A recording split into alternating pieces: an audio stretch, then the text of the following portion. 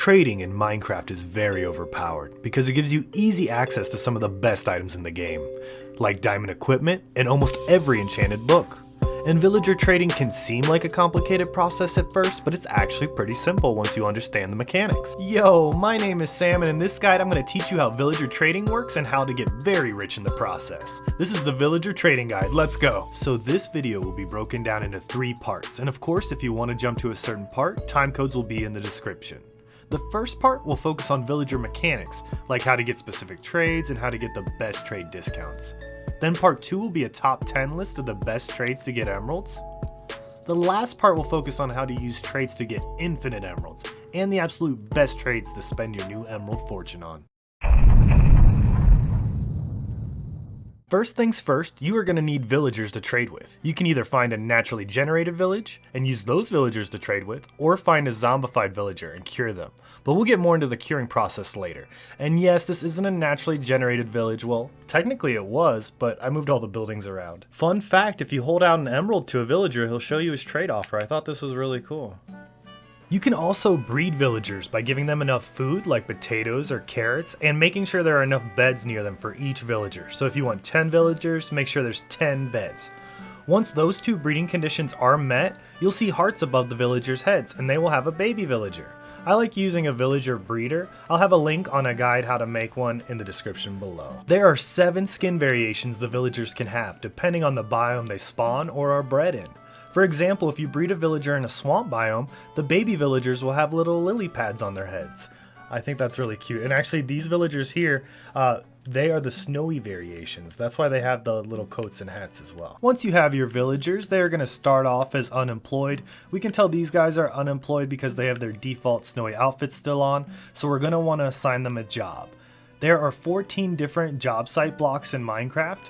When you place a job site block down, you're going to see green sparkles above it and the villager it gets assigned to. The job a villager has determines the trades they can offer you. For example, if you sign them a lectern like this one, they'll turn into a librarian. We can tell because he has a book on his head. And this villager, we can either sell him paper, or we can buy bookshelves from him, or we can buy enchanted books later down the line, things like that. Or if you give them a smithing table, they are going to turn into a toolsmith, and then you can buy tools and stuff from them. Now, I don't want to go over every job site block today because I don't want to bore you till you respawn, but I will go over the best trades and professions in part 2. Also, if you see a villager with a green coat on, this poor fellow is known as a nitwit, and you cannot assign him any jobs or ever trade with him. Now, say a villager doesn't have the trade you want. Like, we're going to make this guy a farmer, and farmers have 5 trades for their first career level. They're always going to have bread, and then they'll have one of 4 different vegetables. And we got beets this time. Beets and bread in Battlestar Galactica. But we got a potato farm over there, so say we wanted potatoes instead, or carrots or something like that. What we can do is just break their job site block. They'll lose their job, then we replace it. He'll get his job again, and then this resets his trades. Let's see what he has now. He's got beets again. Let's see if we can get a new trade. Come on, buddy, give me a new trade. Yeah, we got carrots that time. And you can do this as many times as you want until you get the exact trade you want. And this process is actually the best way to get any enchanted book in the game, except you can't get Soul Speed or Swift Sneak. And in Bedrock, you can't get the cursed books through trading. But let's see what we got this time. We got Flame. That's not the best trade, so let's go ahead and reset his trade. Let's see what we get this time. Thank you.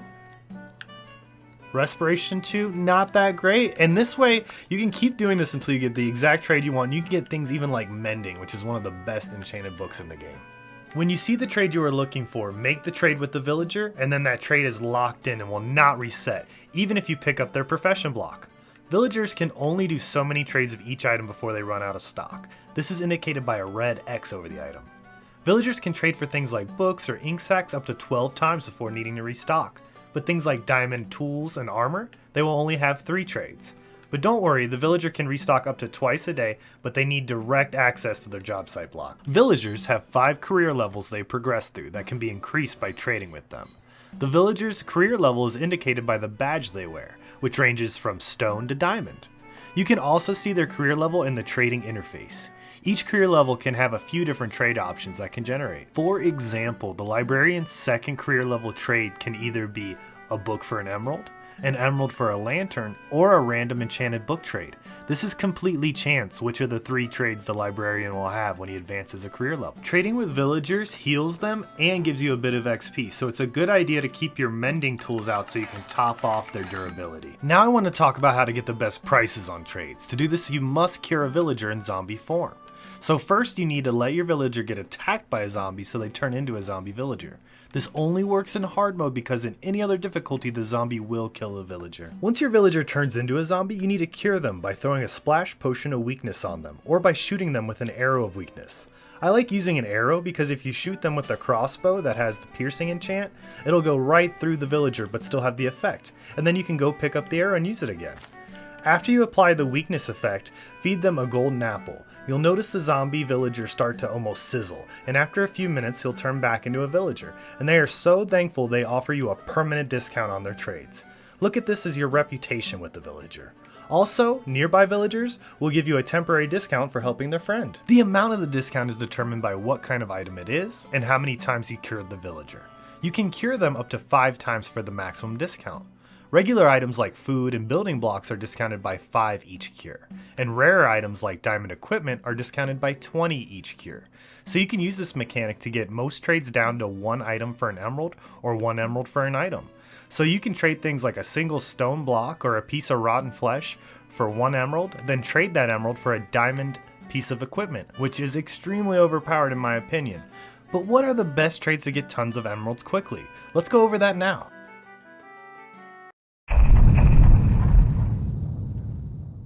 Alright. Now for the best trade section. I have them set up in a top 10 format, with the higher entries being the more beginner trades to get your emerald bank account rolling when you're just getting started in a new world.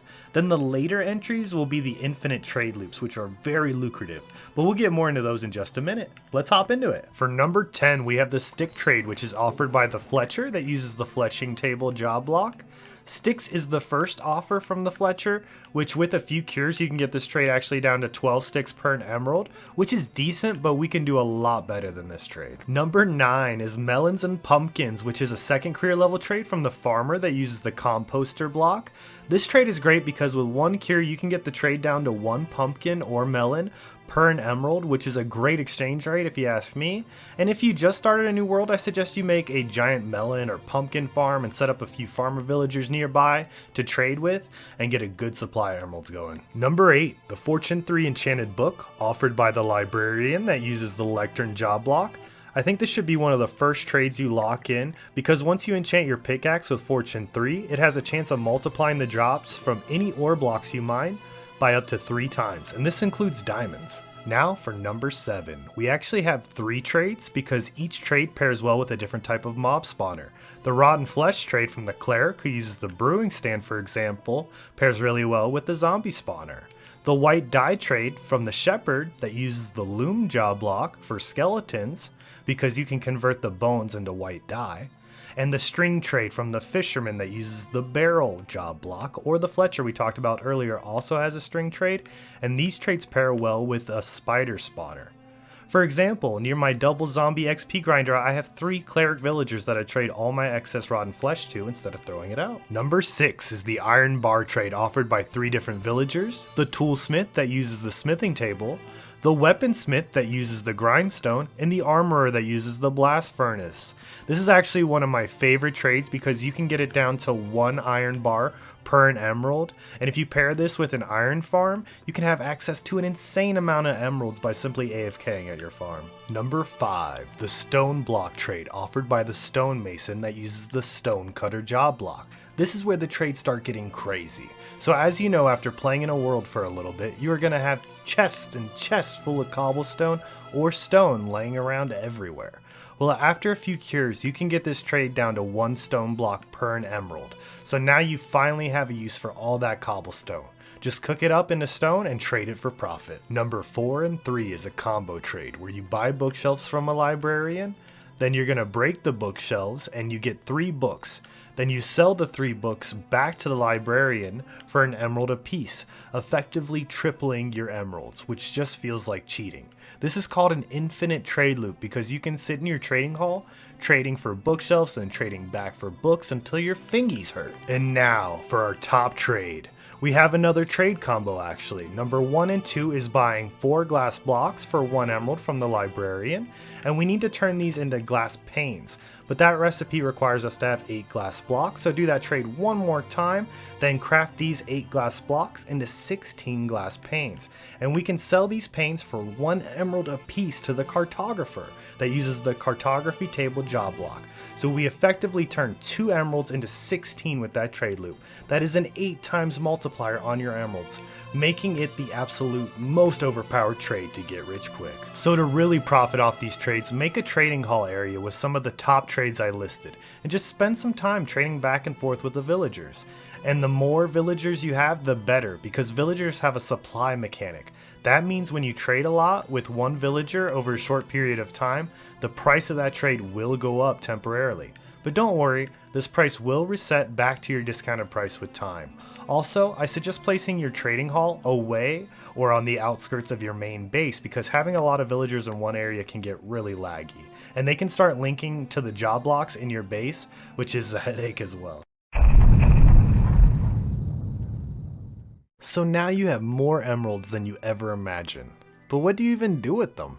Well, here's a quick rundown of what I think the best trades to spend your emeralds on. First things first, enchanted books from the librarian. I'm just gonna say it, trading is better than using an enchanting table to enchant your gear. Set up a couple villagers with all the best enchants and never fuss with the randomness of an enchanting table again. Golden carrots are one of the best foods in the game. Due to its high saturation level, you won't have to eat them as often compared to most other food sources. And the farmer has a chance to offer golden carrots as their last trade. So I highly recommend setting up a few farmers with this trade so you can eat like a Minecraft pro. You can also trade for enchanted diamond equipment from the toolsmith, weaponsmith, and armorer for 1 emerald apiece, which makes trading better than mining to get diamonds.